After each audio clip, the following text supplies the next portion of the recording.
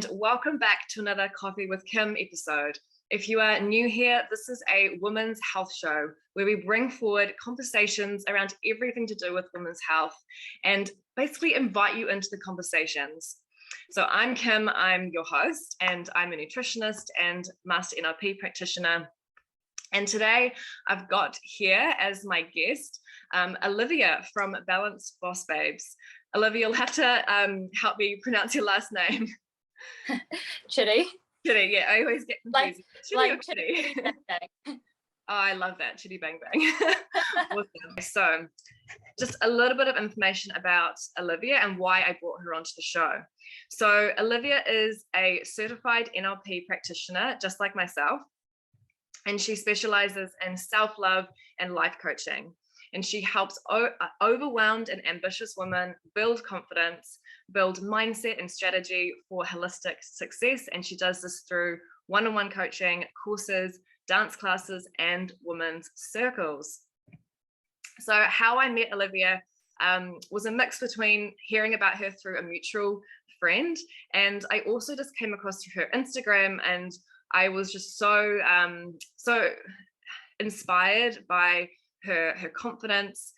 She really does practice what she preaches, and some of the information she was sharing on her Instagram really inspired me. And I thought that it would be really cool to have her come on the show and share some of her wisdom and insights around things like self-love and building confidence, because I think it's something that all women, we ultimately struggle with. So Olivia, thank you so much for coming on the show. Oh, thank you so much. Those are very kind words, and it's so awesome to come on and have this chat with you. I think we'll be able to cover so many important topics that women need to hear, a lot of the stuff that we should have been taught in high school, and it's just amazing seeing like the feminine energy and like empowerment that's going on within women in our communities, and I'm so excited to be a part of it and to help facilitate that growth with women. So thank you so much for having me today. My absolute pleasure. So Olivia, I'd love for us to for the community to get to know you a bit more. So tell me a bit about your own health and personal growth journey. So what we see is just, confident, organized Olivia on social media, and obviously you've built this coaching business, but has it always been like this? I'd love to find out, where did you start? Yeah, definitely. So I actually, out of school, I went to uni and studied fashion design, fashion and business. So that was kind of my first mission, and I really wanted to have a positive impact on the fashion industry because it is quite bad for the environment, for the planet, for people. So I really wanted to have a positive impact in that way, in that environmental aspect. So I actually, after uni, I went and started creating this ethical fashion rental business with another woman, and was working on that for like two something years. We got that launched and up and running. And after a while, it just kind of started to feel out of alignment. Like my passion and that fire had kind of just fizzled out. And it just, something inside was just telling me like, this isn't right for you anymore. And I had put in like, obviously so much time, money, effort into that one path that I was so committed to. So yeah, after a while of having those internal feelings, I kind of just had to make that tough decision to actually disconnect from that. And, there was a lot of other things, coming into play. Like it is hard.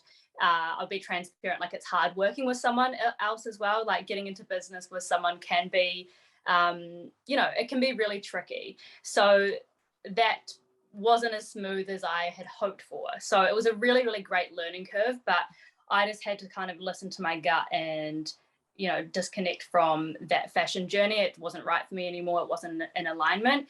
And I always knew I wanted to help in some way. Like, as I said, it was either going to be with like the environmental issues, whereas when I kind of transitioned into the coaching space, that was more to help heal people and help heal their own wounds so they can actually have a positive impact themselves within the world. So it's still the same mission.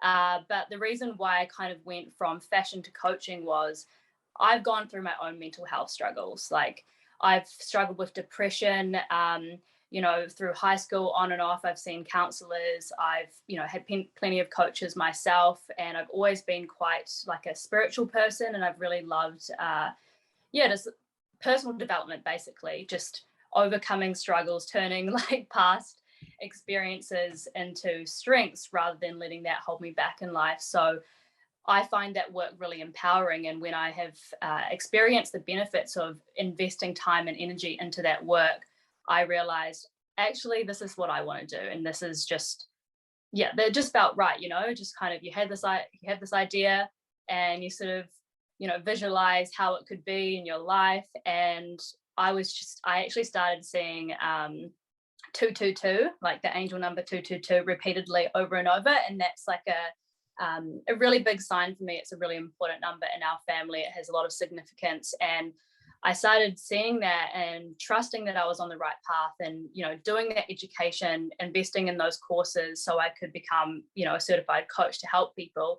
And that's kind of how that journey began. I started off with the women's circles, which was really beautiful way to sort of just connect with women, bring people together that had, like-minded intentions, and just wanted to have real and raw conversations that can be a little bit hard to get into with your, everyday friend group. A lot of the time it's just like going out for drinks, having a party. And this was the intention behind this, was just really to strip back all the layers and take off the mask and have those like really genuine conversations about, the struggles that we go through as women, and also, goal setting and what we're working towards, and just holding space for each other and celebrating each other. Because what I've experienced in the past is a lot of competitive nature between women. And that's one of the really important things that I actually want to change, the tall poppy syndrome, the jealousy, projection of insecurities. And that's a really huge part of my mission, is that women rise together and collaboration over competition. So that's kind of how it started with those women's circles, sort of expanded into the one-on-one coaching and courses as I got my NLP certification and did more studies to have that behind me. So I mean, as I have built up this business, there's, been the ups and downs still. Like, as you can imagine, being a solopreneur, you still have self-doubts come up. You still have the struggles of learning new tech tools. And it's constantly like this roller coaster journey, but it's so empowering when you sort of reach that new level, you learn something new, you overcome something, you see the positive impact you're having on other people's lives. That's kind of a little bit about my journey and where I'm at right now. Thank you so much for sharing that. I really love the points that you've sort of shared about how, women, we don't really often have the tough conversations with, just our friends group or even our family. And that's something that I've noticed a lot just through working with women over the last sort of, 7 years, is I realized I'm the first person that ever talked to about depression, anxiety, shame, guilt, insecurities. And they, as women, like, I don't know maybe it is the competitive nature that we have of always trying to look happy and be okay.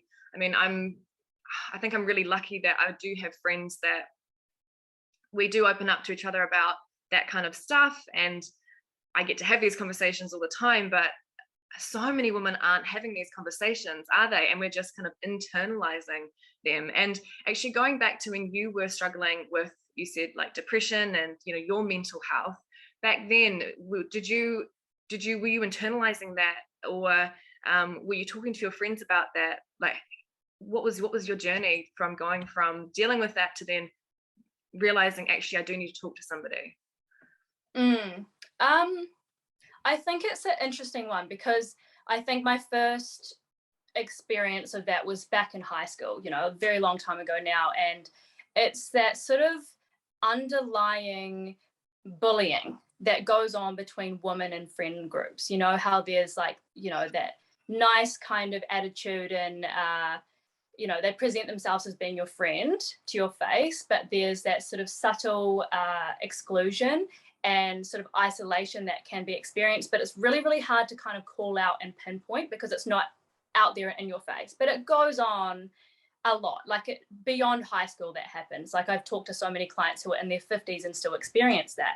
So it's quite funny because it is one of those things where you can easily go inward and think, am I just making this up in my head? Is this actually happening? Like, is this, like you feel it inside and you know something's not right, and you know that there's like this vibe and this energy that's not very welcoming and not very friendly. But it's just really hard to kind of talk about because there's no, I guess, black and white evidence in your face to talk about. So it is hard to talk about those things and call it out. But as you get older and the more you experience it, like you can see it a mile away, and it's easier to sort of just disconnect and not even engage in that. But back then, when you don't have those tools and you're, in a group and your identity is tied to like this certain friend group in school, it's really hard to have those conversations. So I guess, yes, I was internalizing it back then.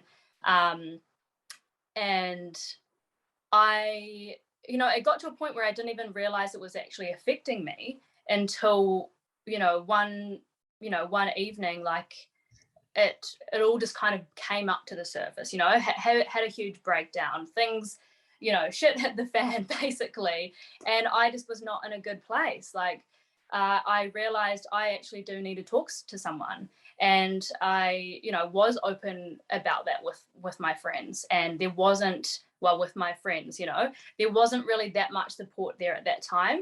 And I had to kind of just go through that by myself. And also like within my family, like they also didn't quite really understand that, they had learnt to just sort of hold on to their emotions, to suppress their emotions. Like, I guess when you are growing up, if your parents aren't like open with their own emotions, it teaches you to go inward and just to sort of deal with it yourself. And there's not that safe space to open up and talk about it. So that's what I learned. And that's, I think, has been, obviously good and bad in some ways. Like it's made me like a really independent and strong woman. Like I can hold my own. I don't need anyone else. But it's also, it can make you retreat, and it can make you like not trust people to hold that space for you and to open up. So going through my own journey, that's, what I've allowed myself to do, and to receive that support and to ask for that support. And being vulnerable has been a journey for me rather than being like constantly the strong woman. So yeah, I've gone, and had those therapy journeys, talking to counselors and everything like that, which is great to kind of heal those childhood experiences. And yeah, after that, I kind of transitioned more into actually like the coaching world, which is quite different because it's more sort of future focused rather than, I guess, reactionary. I think a lot of people only go to sort of therapy when they have, a big breakdown or a breakup or a big drama happens, and then they go to therapy to get some help. Whereas like, that's great, but you can also, when you're in a good place, go to therapy or to coaching and get that help to move forward to where you want to go and build tools in a more preventative or proactive way rather than that reactive kind of response to a big, situation happening that's hurtful and painful, and then you're sort of left trying to struggle and swim up to the surface and not drown in all of the drama or emotions that are like engulfing you. And I think you've kind of explained quite well to like the ladies who are listening some of like the subtle differences, or maybe not subtle, between therapy and the role of a coach. So you're sort of saying, as coaches, we help people move forward, and it is really sort of future focused, as opposed to therapy. They do a lot more unpacking the past, and obviously sometimes we do need to go back to the past, but if we keep staying in the past, it's not necessarily helpful for everyone, is it? So I've actually never had therapy personally myself. So I'm very familiar with the coaching journey, and I found that very, very helpful. I use the tools for myself, and clients really enjoy those tools. Do you feel like you got benefit from both? And would you sort of agree that that's kind of the main difference between the two? Yeah, I guess it depends on the kind of coaching, but whenever I've had therapy, it's been, as I mentioned, it was that really sort of reactionary approach to therapy. So it was it was talking about what was going on right now. That's something that was really, real in my, life at that time. So I didn't really go too far back into, healing all of those childhood things. It was talking about this situation right now, getting better, and then sort of disconnecting and going on with my life. I'd never kind of was too proactive with therapy. It was more when I did coaching, like we did go back into childhood experiences, but it was really intentional, and it wasn't like dragging on talking for like a year with a counselor. It's different. I think I had like lots of, a lot of time and space to sort of vent and talk about things, but I feel like, and I learned a few tools, and I got so much out of that. But yeah, it is different. Like with the coaching that I've experienced and had with, life and business coaches, it's like talking about the issues and where they've come from and how childhood experiences have linked to your present thought patterns or behavior patterns, and actually gaining that understanding rather than just talking and venting. It's like I'm actually understanding these connections and how they have been affecting my reactions to present situations or my behaviors when it comes to interacting within relationships, whether it's being like really guarded because I'm afraid of abandonment or rejection from past experiences. Like I think coaching allows you to gain that deeper understanding of those things and heal and release negative emotions in a proactive way from those past experiences a little bit quicker, and to be able to move forward in a really positive and empowering way with new beliefs and new behavior patterns and goals, of course. So that's how I see the difference. Both so extremely valuable and so helpful. And I think it's at different stages. I think coaching as well is more like when you're in a solid place, you're not, obviously deep in depression, you're not suicidal. I think that's where you kind of go to a counselor or a therapist. Yeah. Yes, yeah, because you still need to be in a state where you can do the work. Yeah, right? exactly. Yeah. Awesome. Thanks so much for sharing that.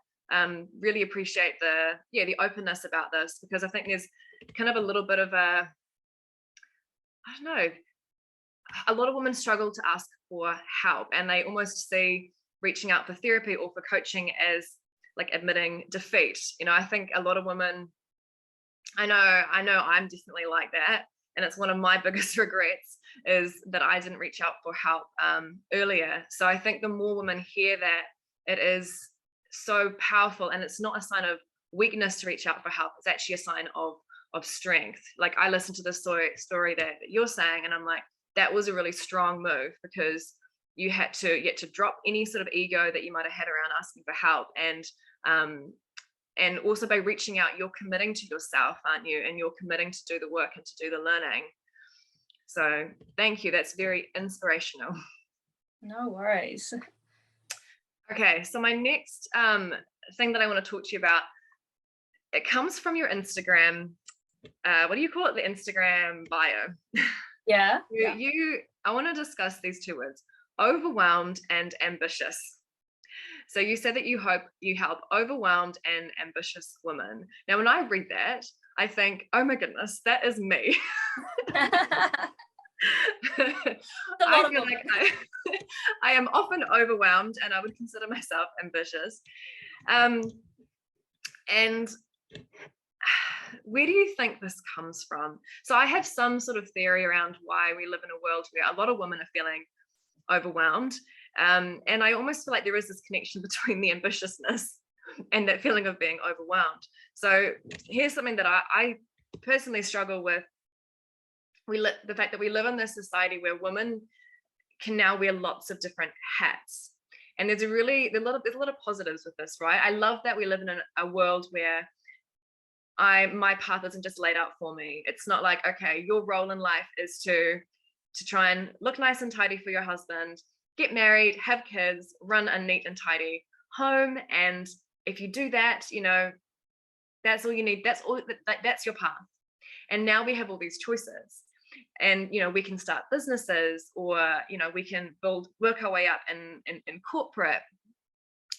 And where I find it quite challenging, though, is I feel like there's still the old school societal expectations for women to still, be a great partner and, run a nice tidy home and cook and all that sort of thing. But then you also want to jump into this new exciting space of starting a career and doing that. And so I feel like you can easily put pressure on yourself to do everything and wear all the different hats. And I'd love to get your thoughts on that. Is it, how is society contributing, do you think, to what I'm experiencing? Overwhelmed. Yeah, definitely.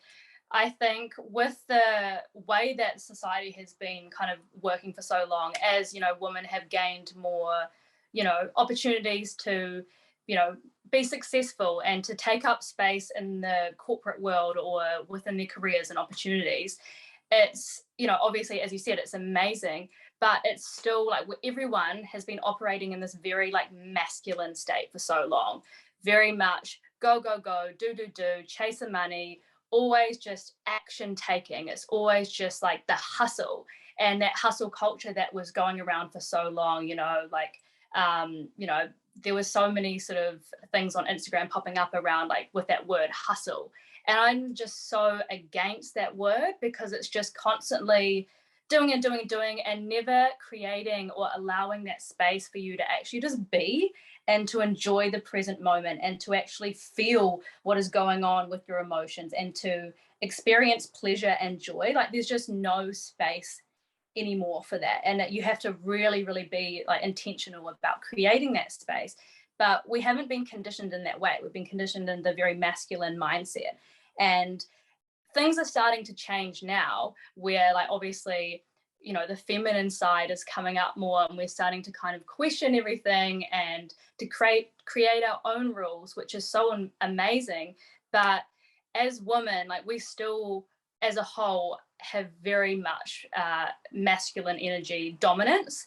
And when it comes to like, Miss Independent, like I don't need no man, that kind of trend that was going around for a long time as well. I think that really didn't help because if you understand or you don't understand masculine and feminine energy, like when I'm referring to that, we all have both of them within us. It's not like men only have masculine energy and females only have feminine energy. We both have each energy within us. And it's when you are like in a really good place, when you have inner peace and harmony, like you have like a really healthy balance of those two. Whereas a lot of the time, most people have that unempowered masculine energy dominance, which just kind of, makes you disregard your emotions. It makes you think that you're lazy when it comes to taking a rest or to listen to your body and to just take a step back and to not feel guilty about doing that as well. It's constantly putting that pressure on us to just do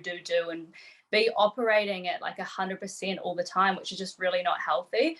So it's even in school, we were kind of taught the same way. Like we weren't taught about how to actually nourish ourselves and take care of ourselves when it came to our menstrual cycle and our period as well. Like we weren't taught any of that stuff. And it's just like, we're just expected to just go on as, as usual, as if we still have the same amount of energy. And if there isn't a whole lot of stuff going on in our bodies with our hormones and our energy levels, like taking a dive, and it's just like, we're just expected to be the same every single day because that's what men are. Like they only have that one internal body clock. They only live by the circadian rhythm. They have their one hormonal cycle, which is every 24 hours. So they have the same energy rises and energy dips throughout every single day. Whereas we have our second body clock, which is our 28-day cycle, the infradian rhythm that is going on and affecting us and changing our energy, our emotions,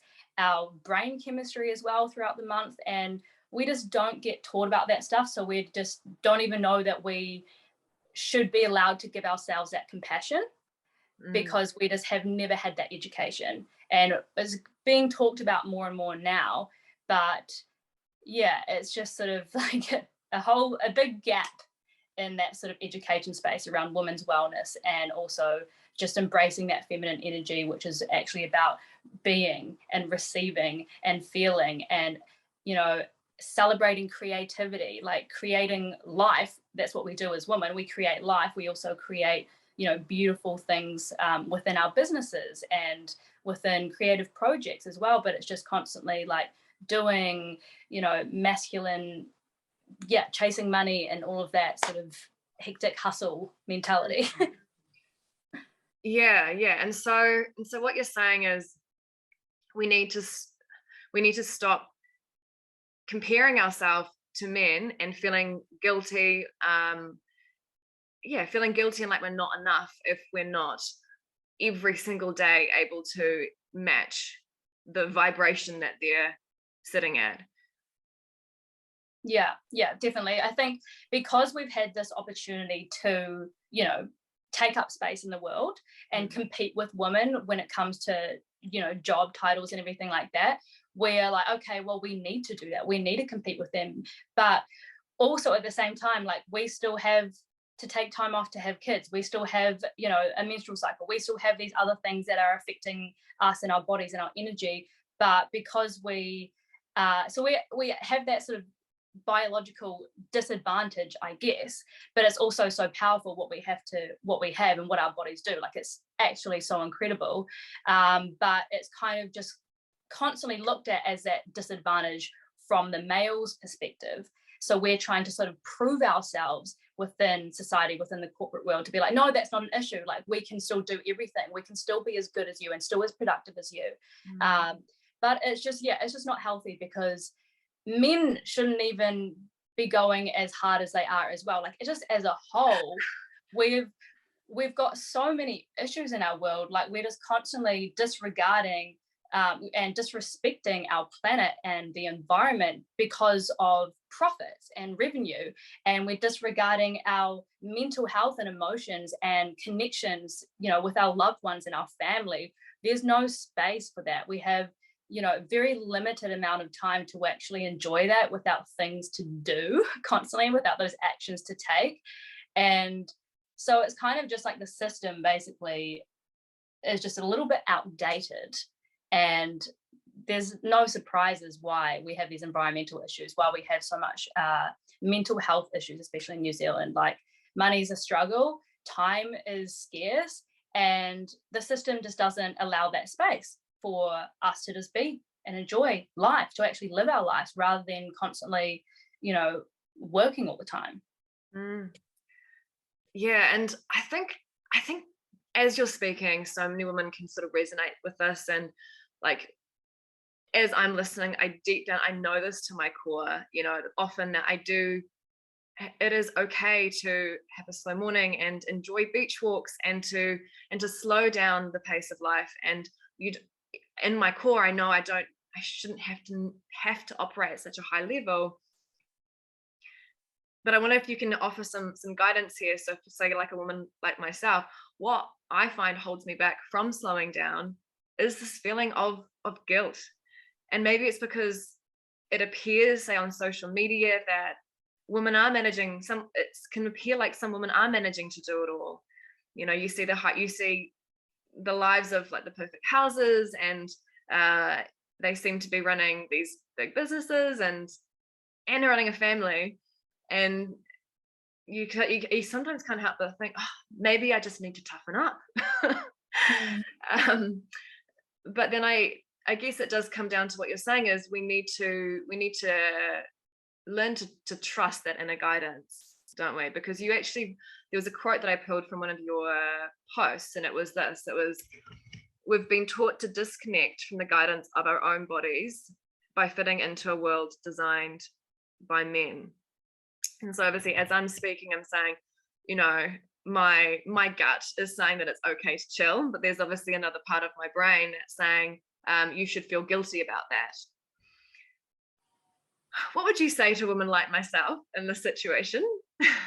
Yeah, well, first of all, like you talked a lot about what you're seeing on social media, and there's just such an issue with that, because a lot of it is just fake. Like we really need to constantly remind ourselves that it is a highlight reel, and what we're seeing is just a perfectly curated fragment of someone's reality. And we don't know exactly how much hard work actually went on behind the scenes, or how many sleepless nights went on behind the scenes for them to get to where they are.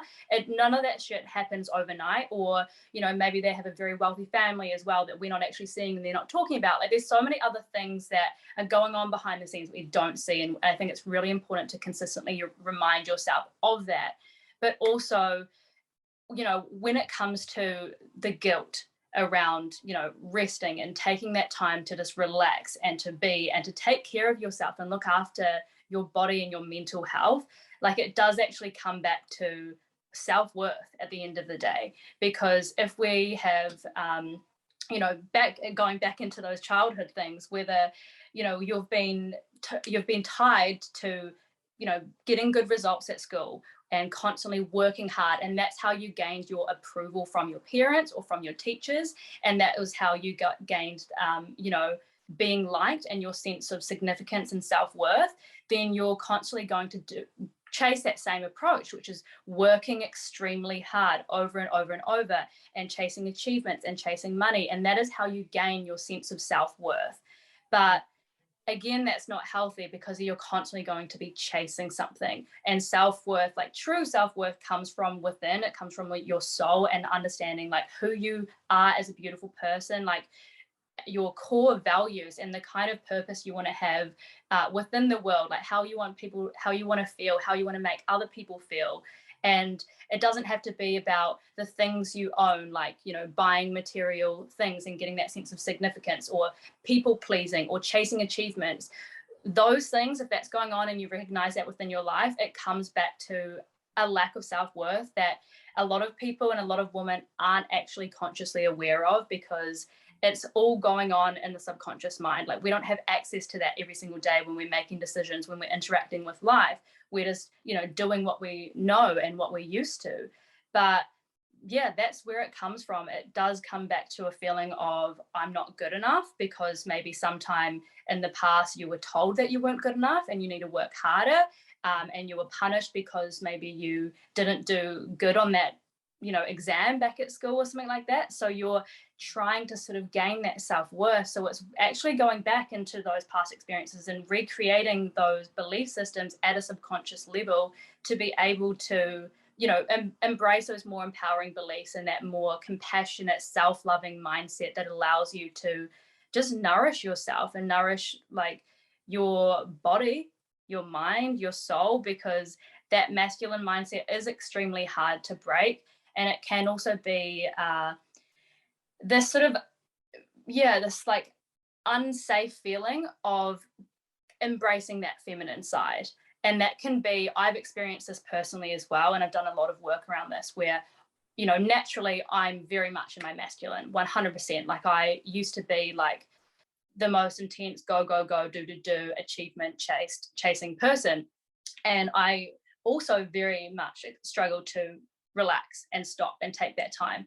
And what I recognized was I actually had a really unhealthy relationship with my idea of the feminine and feminine energy. And that was actually because of a lot of bad experiences that I've had with women. I've experienced bullying from women. I've experienced isolation and rejection and a lack of support from lots of different women in my lives, and betrayal. So to me, like, I didn't want to associate with the feminine. I was just like, no, like, that's unsafe, that's scary, like, I'm going to get hurt. I don't want to open myself up to embrace that, even though, feminine energy isn't tied to a person, but that's how we kind of tend to look at it on that subconscious level. And that's when I was like, all right, I actually have a lot of healing to do in relation to those experiences around the feminine, and actually recreating my associations, because I had, bitchiness and jealousy and betrayal and untrustworthy, all of these really negative words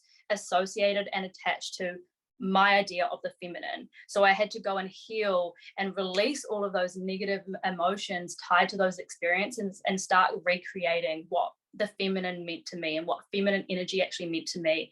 And so I could feel more safe to embrace that and to start living it and embodying it. And that's a lot of people, it's the other way as well. If a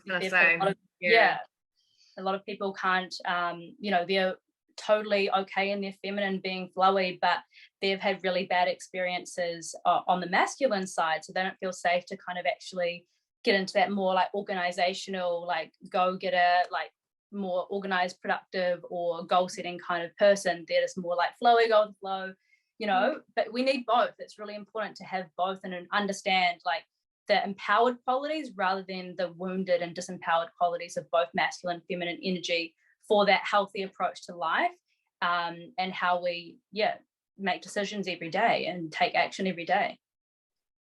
And do you think it's okay that, you know, we're all different, and some women may feel more aligned sitting in a, if it was on like a scale, is it okay that someone might prefer to sit more slightly on the masculine side, and other women might feel more aligned sitting more on their feminine? Can it work like that? Because I know some women who just, you know, they really are happy sitting in the role of, say, just mum, you know, cooking and cleaning, and that really feels like their purpose to them. And perhaps their only challenge is maybe the guilt that they're not more masculine, because there's a lot of this, I feel like there's a bit of expectation as well in modern day society that it's maybe not okay to be a little bit to stay in like maybe like the old school way. So I'm really curious to get your perspective on that, because I do feel like I've met women who sit on different sides of the scale, and I wonder if it's okay that we can just be at different ends sometimes, as long as you say, we're really self-aware, and it's about, you know, letting go of any guilt attached to either side. Yeah, definitely. And everyone is different, and it's never going to be like an exact 50-50 balance. And some days you'll be more in your masculine, some days you'll be more in your feminine, and it's not always going to be consistently balanced all the time. Like, it's just not possible. But it is just like, yeah, as you said, gaining that awareness around it. And if there is guilt attached to something going on, it's probably best to sort of dive into what specifically is happening and seeing how you can, you know, reprogram your belief systems around that thing, or think about other associations that are going to make you more comfortable with being where you're at, or putting, you know, a few little small changes to make you, I don't know, embrace that side a little bit more. But you don't have to be, you know, completely in the middle all the time. It's not possible. And I think it's a lot more than just like the role you play as well. Like, whether it's like, you know, being the female entrepreneur, like going and chasing her business goals, or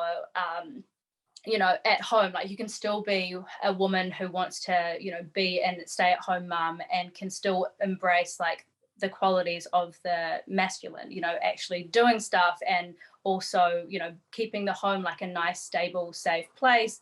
And when it comes to, you know, managing emotions and everything like that, you know, you allow yourself to feel, but then setting boundaries is more on like the masculine side, making sure that you're protecting your energy and protecting your priorities. Like, that comes into the masculine side.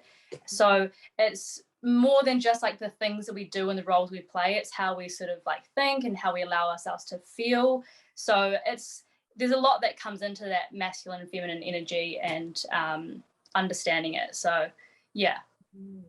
It sounds like a massive field in its own, really. And I think this is why you created a course on this, right? Because like you say, it's not that black and white. And let's face it, nothing really is it? No. And you know, knowledge is power. You know, I'm learning a lot just by this conversation, and you know, what I'm getting out of it is I do feel like it does help.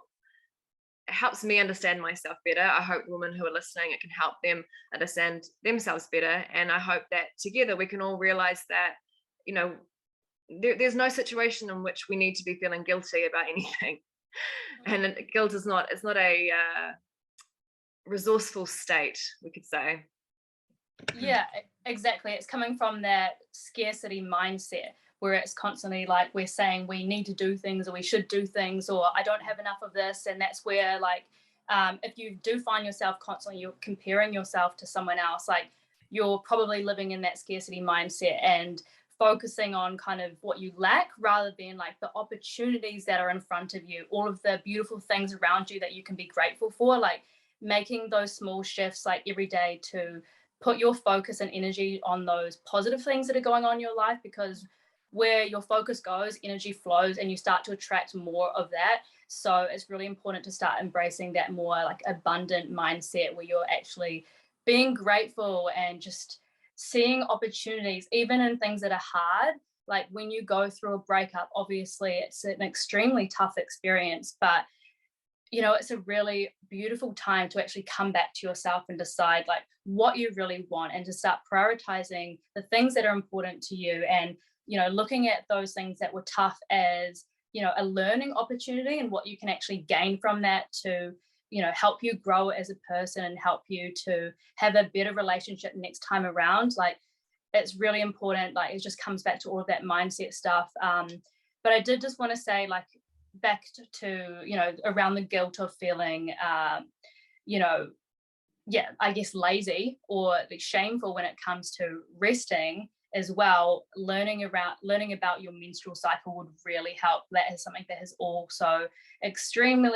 been extremely beneficial to me, because I didn't know anything about that until I came off the pill, and I was like, I want to reconnect with my body and understand what's actually going on, because I was taking the pill for like 10 years, and you know, that also didn't help with my mental health. And a lot of women experience that, you know, it does mess up their mind. So I was like, no, I just want to kind of be all natural and see what I actually feel like as me, because I was like, I don't even know who I feel like as me without that medication.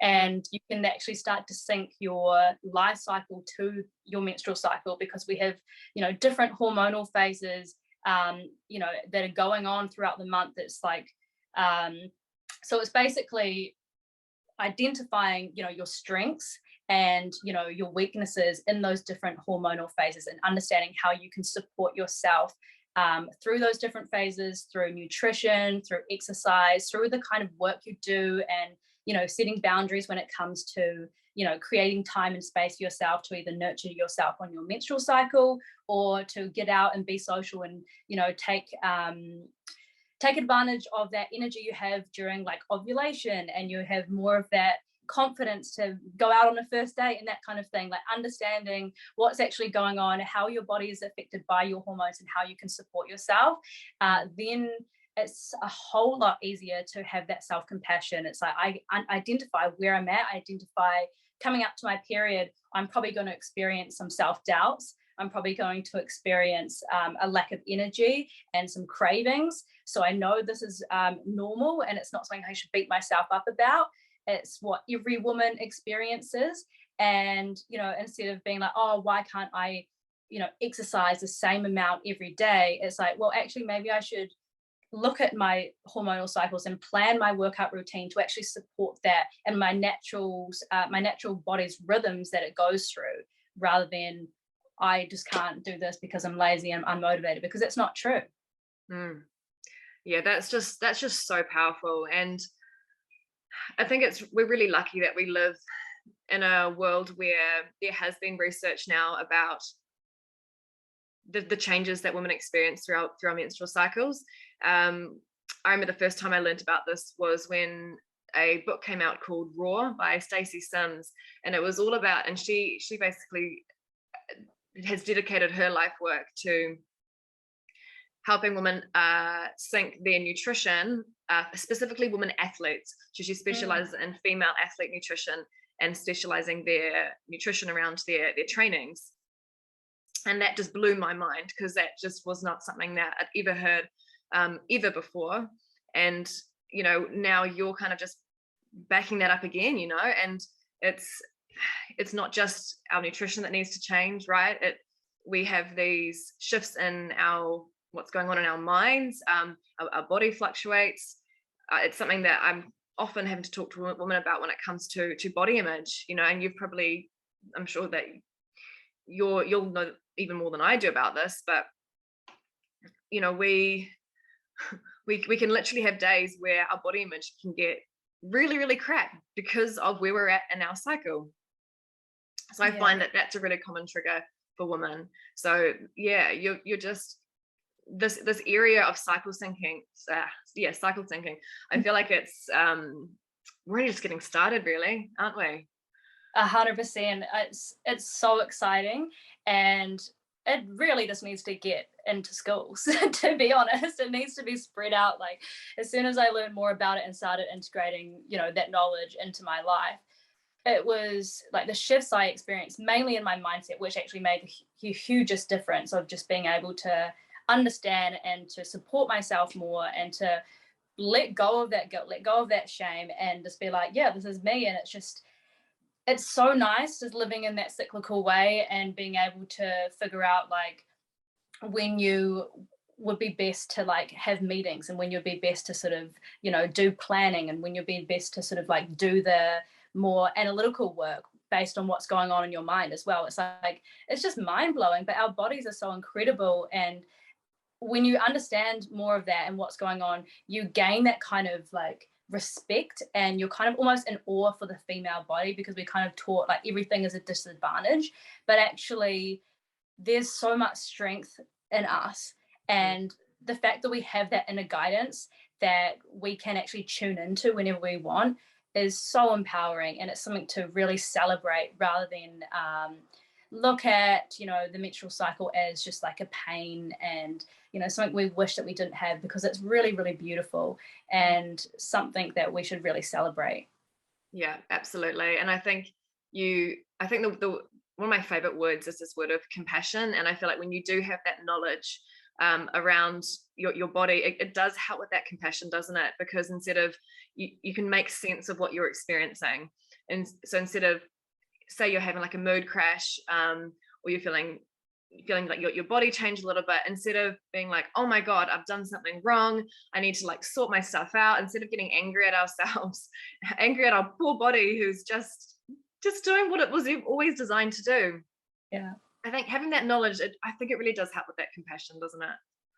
Yeah, 100%. And also just not taking all of the, fads and trends that go on as gospel, like, when it comes to intermittent fasting, which you would know about way more than I do, and all of those sort of biohacks and things to lose weight, all of that is like the majority of that, not all of it, but the majority of that is, based on studies that are around men, and that doesn't consider women. And so we're kind of learning and doing these things that is, said to be like the holy grail of losing weight or, gaining energy or whatever, but it's actually not it's not around women's bodies, and it doesn't consider our cycle. And because it's really hard to do studies on women because of our cycle and the different phases that we're going at different times. So it's a lot of that study just doesn't represent women very well. And so we could go on trying to do those things all the time and just be beating ourselves up like, why isn't this working? I'm trying so hard, I'm following the steps, but it's not designed for us. No, thank you so much for talking about this.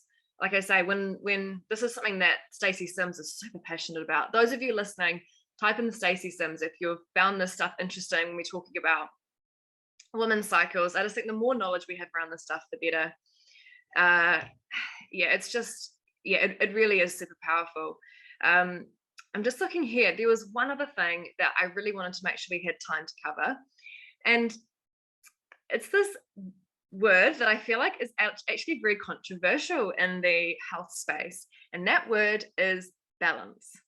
Now, I personally, when I did my values exercise, which I recommend all women do at some point, is to it's really good. You have there's this massive list of values. You highlight all the ones that resonate with you, and then you put them into categories where they all resonate, and then you eventually come up with like your five core values. There's lots of ways of doing it. That was just the particular exercise that I did to come up with my 5 top. And balance came up for me. But I often hear health professionals, whether they're nutritionists, dietitians, or just health coaches, really, I don't know, they really don't like this word balance. And so I find it's probably something I'm going to ask quite a few people on this show is your perspective on balance. Clearly, you have you have no issues with it because it's part of the name of your course. So what does balance mean for you, and why do you not see this as like a negative thing? Yeah. Well, I obviously love it because it's part of the name, Balance Boss Babe. But I am going to quickly say something right now that I'm actually changing my name to Balanced by Olivia. But it's still balanced, and balance is a core value of mine as well.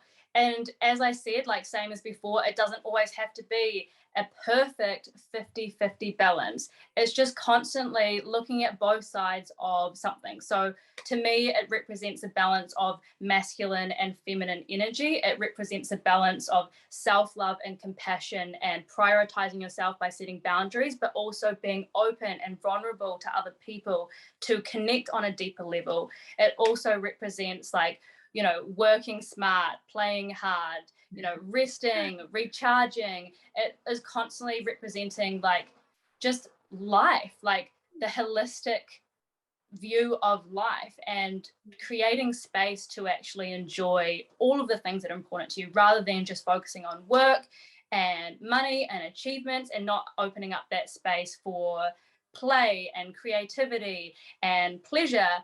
So it's just all about basically creating space for all of those things, and balancing those core things like masculine, feminine energy, doing as well as being, giving and receiving, because they're all important. And that's, I feel like when we embrace all of those things, we can have a really healthy approach to life. Our mindset will be more empowered, and you'll be able to connect with people. You'll be able to work through struggles a lot easier and turn those into your strengths. And this is it's really important to me. And like with my Burnout to Balance course, like it's around all of that. Like it integrates both those masculine and feminine energies, understanding your cycle, understanding, balance of different perspectives and the mindset work and where your beliefs have come from, and being thankful for those like past traumas and past experiences that have caused us pain, but also on the other side of that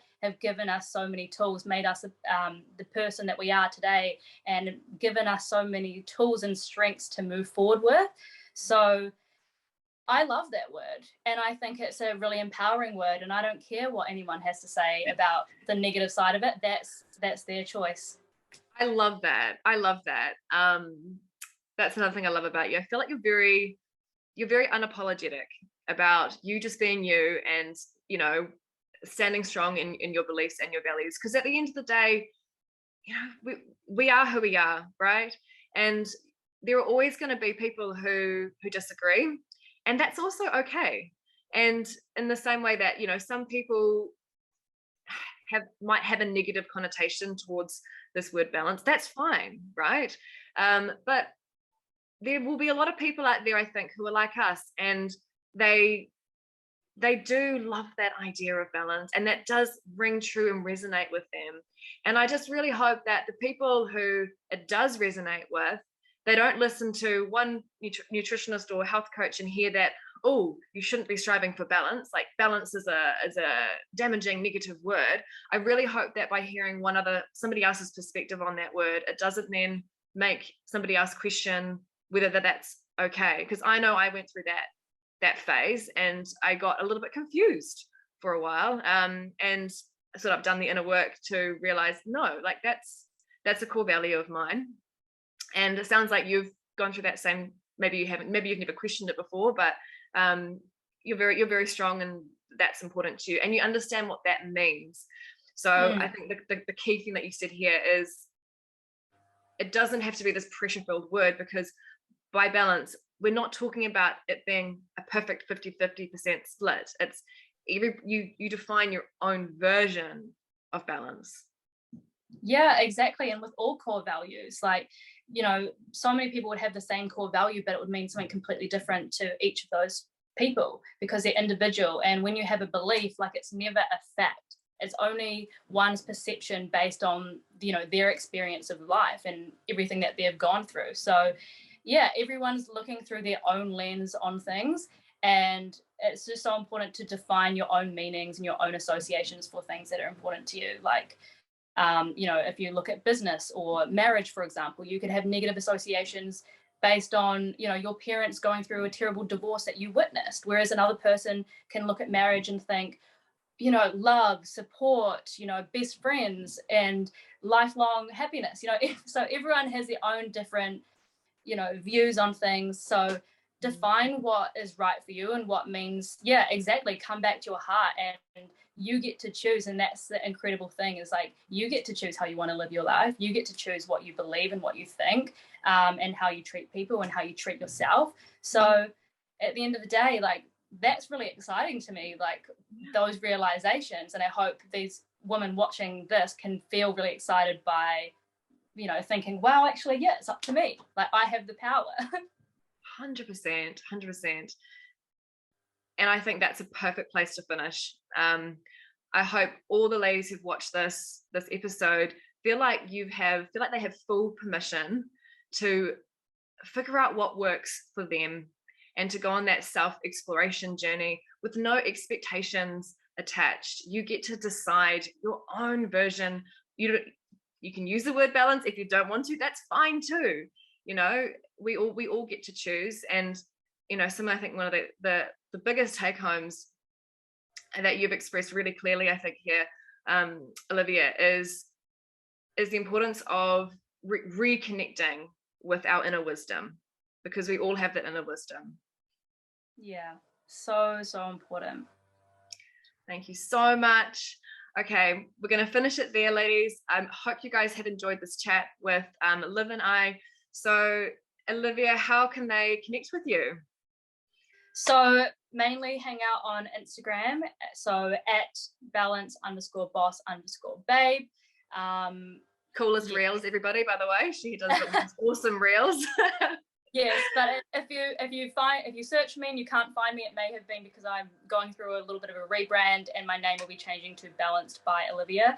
But if you're interested in like learning more and doing some of this work, I'm relaunching the Burnout to Balance course, which goes through all of the stuff that we're talking about today: the mindset, the alignment, the cycle syncing, and creating a routine that's actually rewarding and designed for you rather than a man.